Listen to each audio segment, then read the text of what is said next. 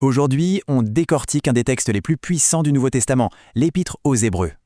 D'abord, il faut parler du grand mystère qui plane sur ce texte. C'est ce qui le rend si unique. La grande question c'est qui l'a écrite? Un secret bien gardé depuis des siècles. On ne connaît ni l'auteur, ni les destinataires précis. C'est une vraie énigme biblique en fait. Mais malgré ce mystère, le message, lui, est très clair. Il est construit sur des comparaisons percutantes. L'auteur montre d'abord que Jésus est supérieur aux anges. Il est le Fils, pas seulement un messager. Ensuite, on passe à Moïse.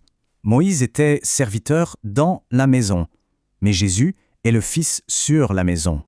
Et tout ça, ça nous amène au point central de l'Épître, le rôle de Jésus comme souverain sacrificateur. Le souverain sacrificateur, c'était le médiateur clé entre Dieu et les hommes dans l'Ancien système. Là, le contraste est énorme. Les prêtres d'avant offraient sans cesse, alors que Christ s'est offert une bonne fois pour toutes. Son sacrifice est donc unique, parfait et définitif. Un seul geste qui a tout accompli. Ce verset résume tout.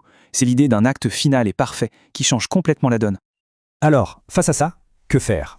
L'auteur lance un appel vivant à une foi qui persévère. C'est d'ailleurs ici qu'on trouve l'une des définitions de la foi les plus célèbres de toute la Bible. Pour illustrer ça, l'auteur nous donne toute une galerie de héros de la foi, des exemples concrets. Et tout ce parcours nous mène à la grande conclusion, le passage à une nouvelle alliance. En gros, on passe de l'ombre à la réalité. L'ancienne alliance n'était qu'une préfiguration de la nouvelle. Ce n'est pas un simple remplacement, non, c'est un accomplissement. C'est ça la meilleure espérance. Et l'Épître nous laisse sur cette question. Finalement, que signifie cette meilleure espérance de nos jours?